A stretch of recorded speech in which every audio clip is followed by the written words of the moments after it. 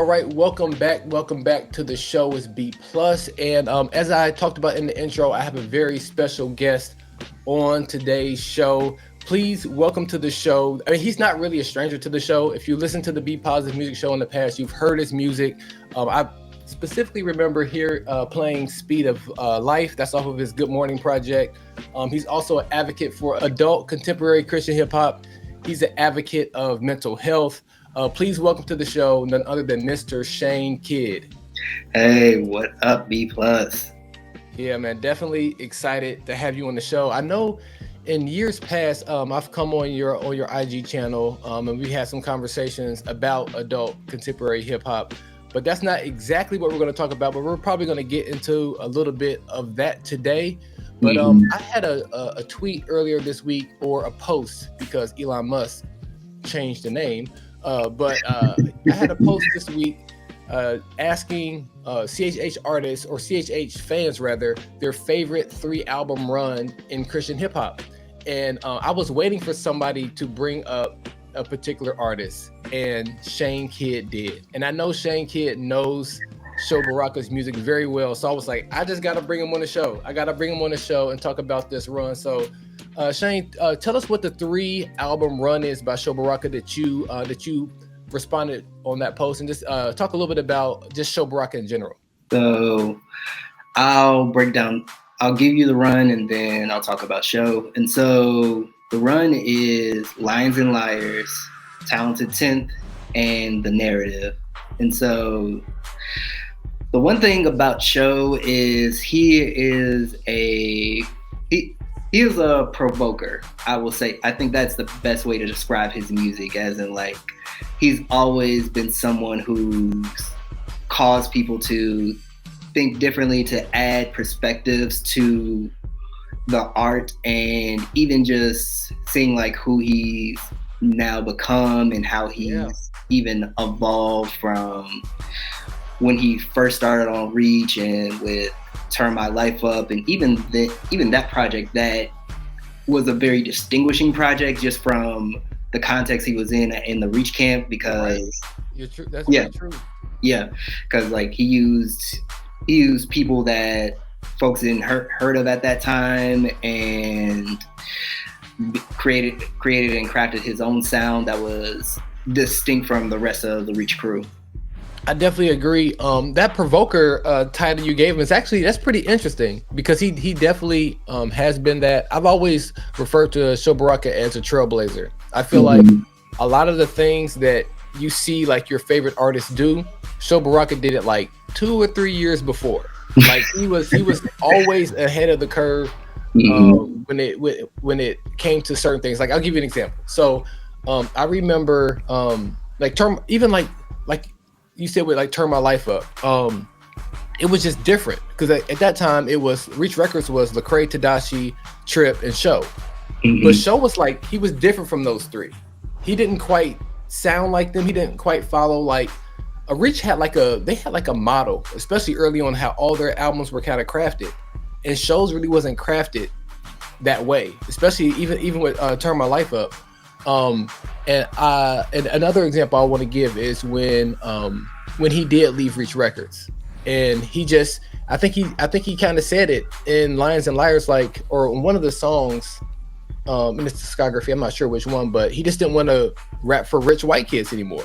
And it was just kind of like he wanted to express his views to his people in the context that he grew up in, and that was just very, like, people were just kind of shocked that he would actually say something like that. But it's very true. But then you fast forward, and then a lot of artists kind of start having that same feeling. So I like that provoker title, and I also like that trailblazer, or you can say like small P prophet. So let's go ahead and start at the beginning. Let's talk about Lions and Liars, and because he does have I guess you could have started with Turn My Life Up and ran all the way through Talented 10th, but you chose this particular 3-album run starting with Lions and Liars. So talk to us a little bit about that one.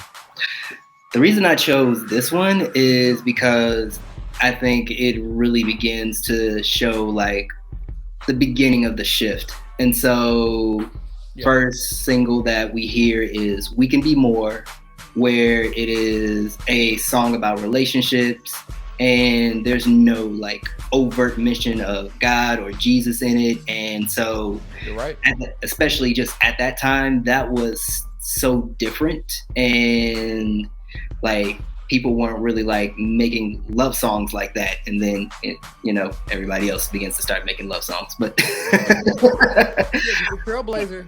Yeah, but even just like that setup, and even just like how they promoted it, because he had a video for Revolutionary Die and Oh Well, like before the album dropped. Mm-hmm. So really like those things just gave it an opportunity. And I think one of the other things that I would say of just like how he just was transparent on that space of like talking about his son on Half of Me, and and just like he also had the bops. So he had like Famous, he had The Rising, Shut Us Down, which was, I know that's a big favorite of a lot of people.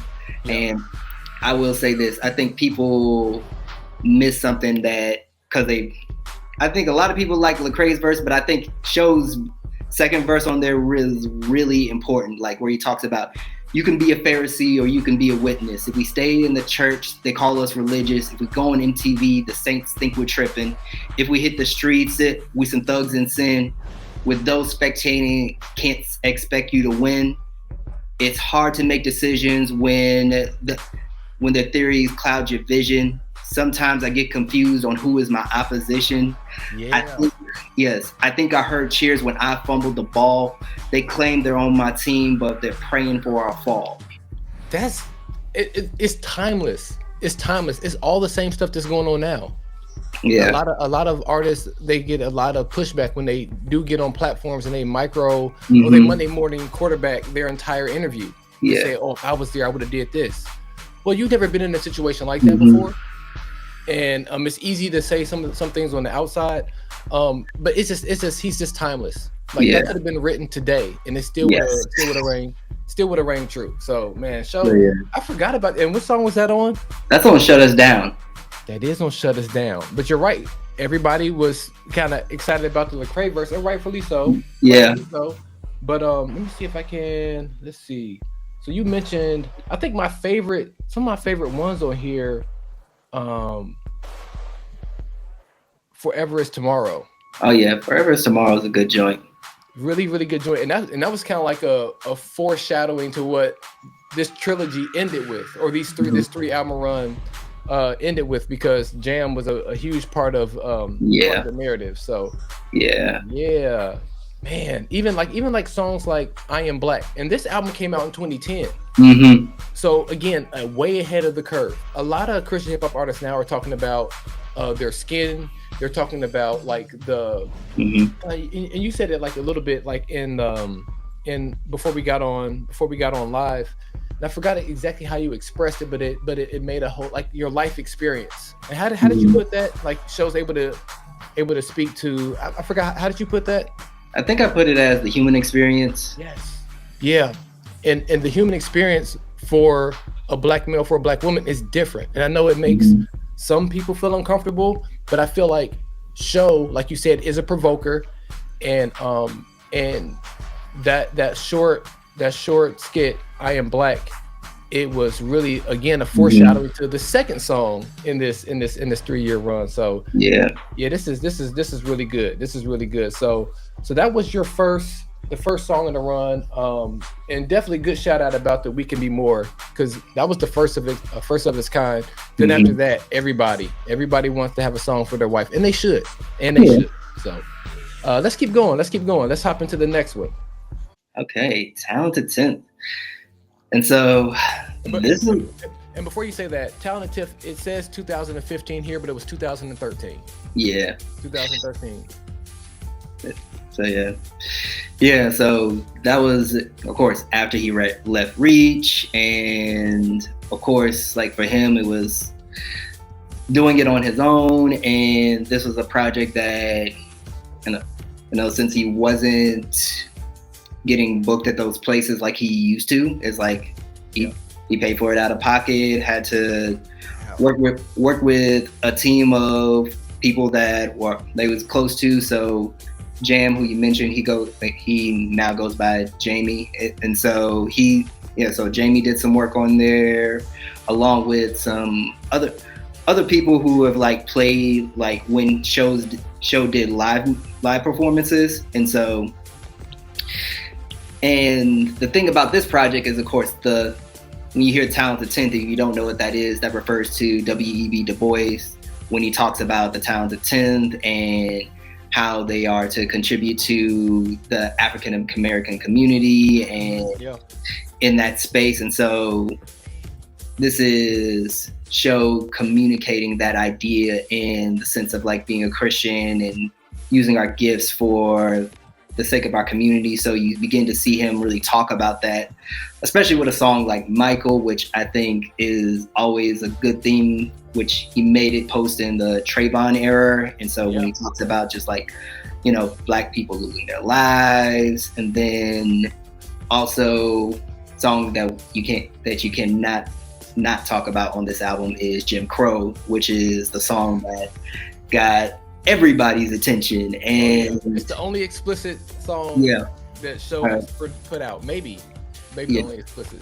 And so so Jen, just talking about race, just again having to use that language to convey like the seriousness of what he's talking about, because getting it across of like, this is as much as like some of us like to say that we don't see color, it's like this world still does. And even like, while some people may mean that in a good way, as in like, I'm not seeing you as Black, I'm just seeing you as an equal. It's like, I still need you to see me as Black, and I still need you to see me as equal. I need both to be true. Yeah.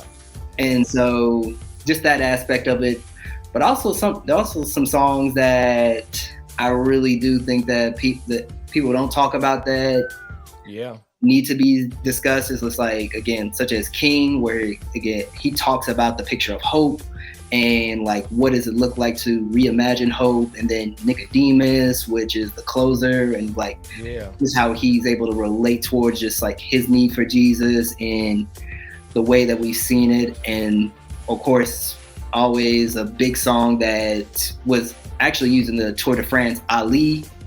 And so that's a great song that just kind of like set the tone of just like recognizing like all the things that he did. And then of course, even with the naming of it, just like choosing just those specific names of like people and everything, which I found very interesting to when I saw Rhapsody do Eve, and it had all the names and everything. He's ahead of the curve. He's very, very, very creative. A couple of my favorite songs, I think for me, there's a 3-song run on this project that still blows my mind, and I'm gonna get that for you really quick. So the 3-song run that I really enjoy off of this project is right here: Jim Crow, Peter Pan, and Cliff and Claire. Oh yeah, that's a good one.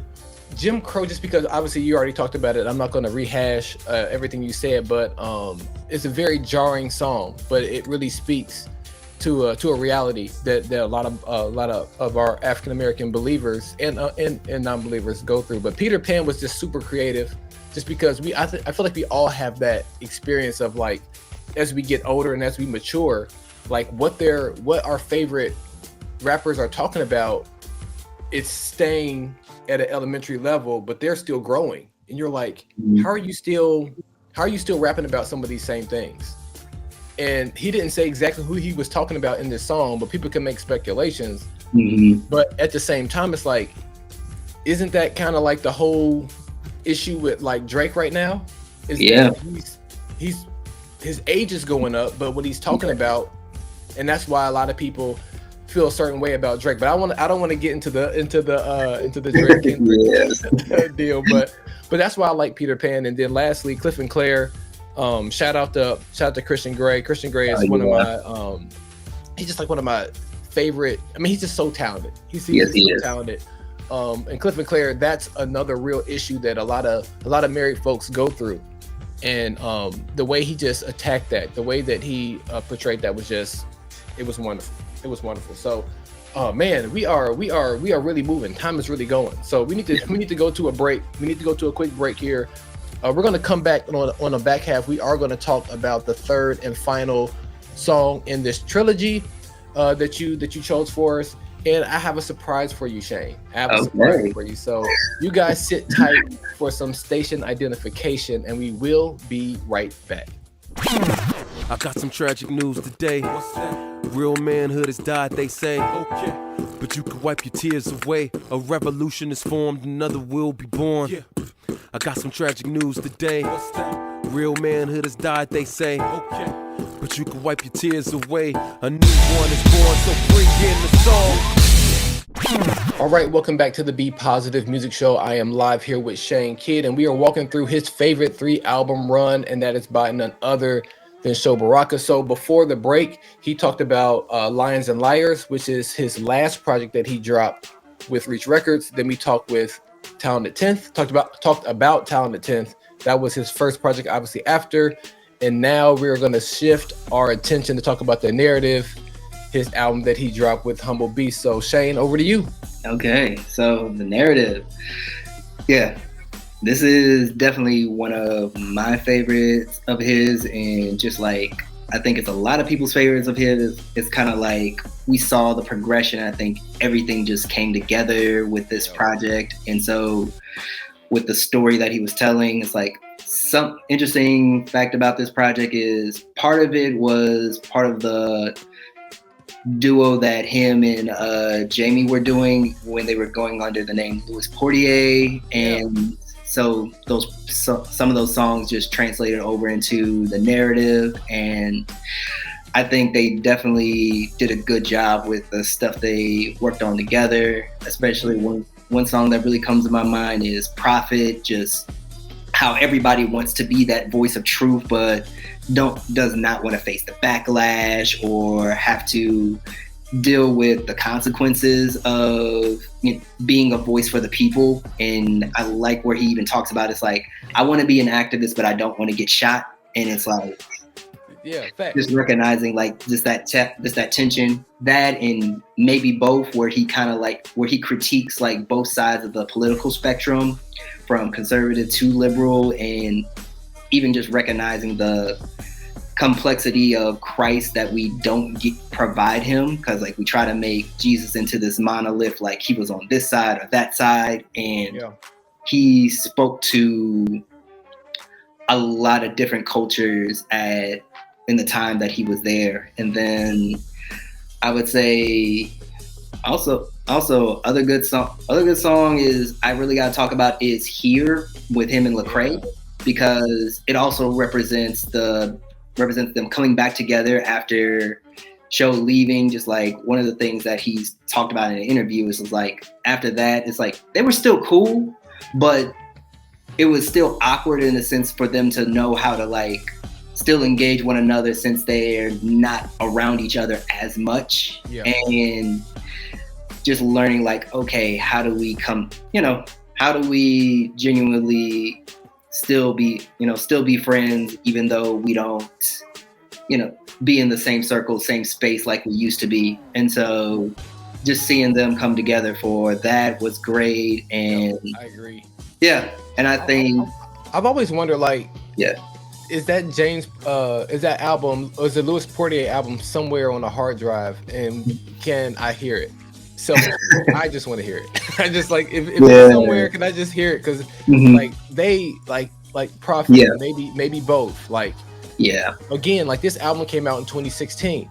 And this album is special to me because this album came out right after God made a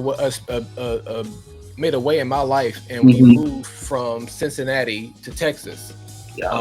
And being down here in DFW, and I'll spare all the details, but I was down here for 2 months before my wife and my baby girl could move down, because my job happened so quick and God moved so miraculously. I had to move down early to start my job. And I remember just listening to this album, and there's a lake that I would just walk around and listen to the album. And it was just like, it was obviously this was around the first time where President Donald Trump was elected the first time. Mm-hmm. I say the first time because I just somehow, for some reason, I just feel like it's going to happen again. But We'll yeah, see. so this we will see. Again, I'm just like, see. yeah, we'll see what happens. Yeah, so it was just an interesting time here in America. Interesting time for me in my life, and this album was just like, it was just so Mm-hmm. it was so comforting, and this is probably my favorite album of all time, Christian hip hop. Mm-hmm. And my favorite song here is Piano Break. Oh yeah, it's just to me it's a perfect song. It's a perfect song, and it got him in some trouble. You remember the trouble this song got him in? Oh yes, yes, with Lifeway and everything. And then what's hilarious is the fact he's like, hold on, my album's in Lifeway. Right, that was the biggest shock of it all. Not that they took it out, but that it was there in the first place. Yes. Yeah. So and it was just like I remember Excellent with like how you put it, like the trap jazz type of feel. Mm-hmm. That's one of my favorite pieces of production on the project. Just a Don Bean starting things off with the spoken word piece that he had in the foreword. Mm-hmm. This album, if anybody ever says anything negative about this album, I'm coming for you, because to me, this album, it doesn't get any better than this as far as the balance between, and I've talked about this in previous videos, my 4 E's. My 4 E's are Christian hip hop can edify, evangelize, educate, and entertain you. And I feel like this project here, it did all of them. It did absolutely all of them. It did them all at a top tier level. So yeah, man, this has been fun. But now, Shane, do you have anything else before I put you on the hot seat real quick? So yeah, if I have anything else, I'll probably just give this one thing. I definitely like 30 and up. I think that was just like going back to that adult contemporary hip hop. And then also, if you pay attention to the video, I'm actually in it. So I just slid that in there. On 30 and up? Yes, I'm in the 30 and up video. Hey, I'm looking at it right now. I'm gonna screenshot and post it.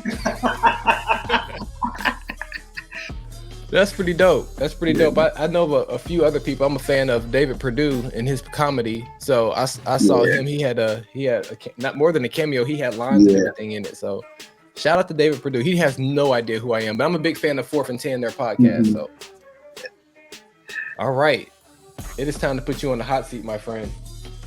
So you have gone through and you have named your favorite 3-album run. Mm-hmm. And you pick Show Baraka, and you pick Lions and Liars, Town to 10th, and The Narrative. So now it's your job, because it's the Olympic season. Gold, silver, bronze. These 3 albums. Ooh. Oh my goodness. Gold, silver, bronze. However you want to. If you just want to name the gold first, or if you want to name the silver first, however you want to do it. It's all for you. But you're on the hot seat and the clock is ticking. Yeah, so I'm gonna do. Yeah, so I think my bronze may surprise people a little bit. Okay. So this is me being slightly nitpicky. So I'm giving the bronze to Talented 10th, and I'm going to explain it. Okay. The reason I explain it, I'll say that, is because just at that time, he admits it, that the mixing and the mastering for it was not what he wanted it to be, and was not up to where it needed to be for like how he wanted it to sound. And then sadly this year I found out that the reason he wasn't able to remix and master it is because after they finished it, they lost the files. I was like, dang. Whoa. So yeah.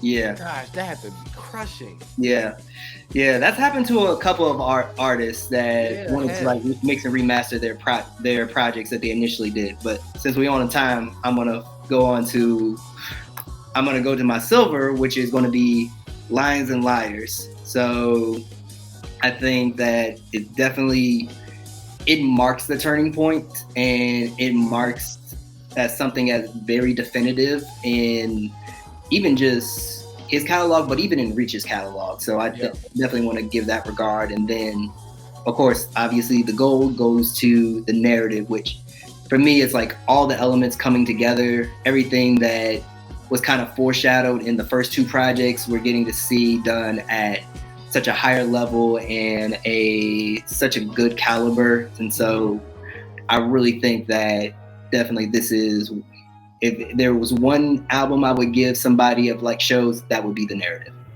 I'm in, you know what? I think I'm in full agreement. And I actually like the reasons too. I like the reasons too, just because like there's some elements of where I felt like with The Talented 10th that would have landed better had the production been just like what show normally does, which is have excellent production. I felt like I've heard that story before, that he just didn't have the mixing and mastering the way he wanted on that song. But I always just thought that, oh, that's probably just because he left Reach. He doesn't have the resources. I didn't know it's because he lost the files. That's crazy. So I think I'm in 100% agreement with number one. I'm in 100% agreement that this was a fantastic run. Like I told you, this is the one I was waiting for somebody to say this, and then when you said it, I was just like, perfect. I'm inviting them on the show. So this has been fun, man. We definitely got to find a way to connect like this a little bit more, and maybe actually get to listen to some music together. Maybe we can find a song that we like and maybe walk through the lyrics, just because it's never enough time. And one thing, and the reason why I want to do this is because I feel like a lot of times within Christian hip hop, a lot of times we only talk about stuff when drama happens. We only talk about stuff when things are going on, but we rarely just stop and go back to old projects and just celebrate them. So a lot of my tweets are like this. A lot of my tweets are just me, hey, what's your favorite Andy Mineo one-liner? Just so people get to talking about his discography. Hey, what's your favorite 3-album run? Just because I want us to stop and take some time to look back and to celebrate this great subgenre we have, and not only have great and exhaustive discourse when it's drama. That's real. It just drives me nuts. So thank you for coming on the show, man. Thanks for coming on the show. Yeah, thank you for having me, man. Yep. So we'll do it again. So Holy Culture family, you guys sit tight for some more station identification, and we'll be back with some Christian R&B music. So you guys sit tight, and we will be right back.